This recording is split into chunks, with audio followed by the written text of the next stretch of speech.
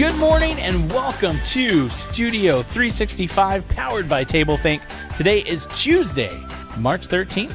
My name is Joshua and I am here in the studio with Pastor Kerrie Palmer, who studies life and tells the story of how to live the best life. And we are so glad that you chose to start out your day with Studio 365. So this month's fun fact focus is on the food that's being celebrated, and today is Chicken Noodle Soup Day. What? Isn't that awesome?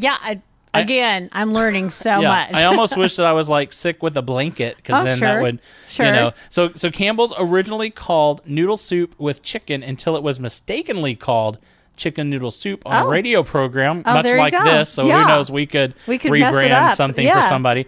So Kerrie, are you up for chicken noodle soup with your coffee? Okay, Joshua, I feel like I have to say yes, but you need to know why. Okay. So my dad made Campbell's chicken noodle soup, I'll say it right, for breakfast the day my sister was born. Oh, that's an interesting choice. I was 12 and thought we should not eat it as a breakfast food. And 12-year-olds. Yeah. And if you don't, 12-year-old girls are like the worst. I know I was. But my dad said, no, it was served on days babies were born. And though I was so insistent on my stance of what constitutes a morning food, he'd been up all night and was too tired to negotiate with a 12-year-old. So I ate the soup. Oh, wow. Well, I'm glad I brought you a muffin. Yeah. I don't want to negotiate with you. Okay, so there you go. I'll take a muffin. There you go. Yeah. Take that instead. You eat the soup and I'll eat the muffin and have my coffee. And by the way, I really hope my dad is listening. Yes. All right. Studio 365 salutes Chicken Noodle Soup Day, or noodle soup chicken, or whatever all the different names could be. But I'm glad that they settled on that, because that just sounds so much more natural to me. But we think it because we've said it all the That's true. That's true. So, all right. So let's do this thing. All right. That would be me. Again, it's really hard to make that transition. We'd appreciate advice. Okay. So start is the word for March. Starting something new is an opportunity to use our strengths and live the best life. So many things come at us, right? I mean, we're so busy, and it's easy to let the urgent drive our doing rather than allow our strengths to direct what we do. Here's what I know to be true. There's intensity and a buildup of stress when we live in the urgency of life. And I've spent a lot of time living urgently, and I've learned a lot from it. And what I know to be true, it's not worth allowing the urgent to drive us, because we become overdone and we end up frustrated with our life. Okay, now I hear what you're saying, but let me just push back a minute, because when I leave the urgent left undone, I often just cause a disaster for myself, and then I'm in 911 mode all again and even more stressed out. I think I just need to end now because I'm stressed listening to you. But, I think this is important to get into this right away, because it takes a lot to turn our life around from living in the urgent.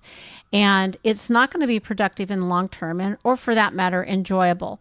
But urgent is really part of the culture we live in. So that's really how we think about living, is in the urgent. And we need to start turning it around and understand that God has something more, and that we use our strengths to live in a different way. And it's stressful. Yeah, I got stressed listening to you. That's all I'm going to say, because I feel that stress. I'm there with you. And so here's the key to move away from living in the urgent, regardless of life circumstances. We need to understand that life flows differently when we allow our God-given strengths to direct how we manage our life, rather than letting the urgent manage us. Does that make sense? Yeah, I think so. But it's going to take a lot of work. It's not an overnight process. So let's look at the ancient leader, Joshua, again. He was the guy yesterday we talked about, the sun standing still, right? And he stays young by living in his strengths. He's doing what he's meant to do. And so he talks about aging in his book, Joshua, in chapter 14. Yeah, so it says, "So here I am today, 85 years old. I am still as strong today as the day Moses sent me out. I am just as vigorous to go out to battle now as I was then. And that's kind of fascinating because in our culture, we don't think of being young and strong at 85.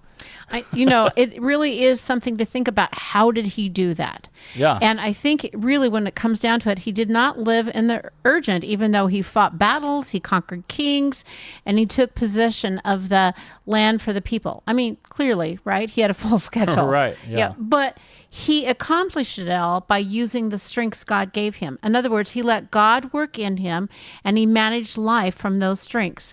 Wherever and however we spend our time, when we use our strengths to manage our life assignment, here's what we know from this word.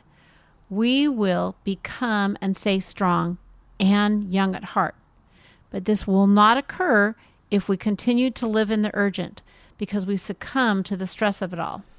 Yeah, so we need to really start the day without the urgent driving us so much, I guess. We do, and we have to start with this process. So are you ready? I am ready. I want to hear today's life list. Okay, 2 things. Number 1, know your strengths.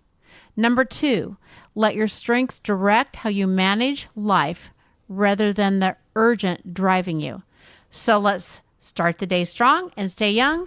And Joshua, I'll talk to you and our friends tomorrow in Studio 365. Yes, and thank you so much for joining us.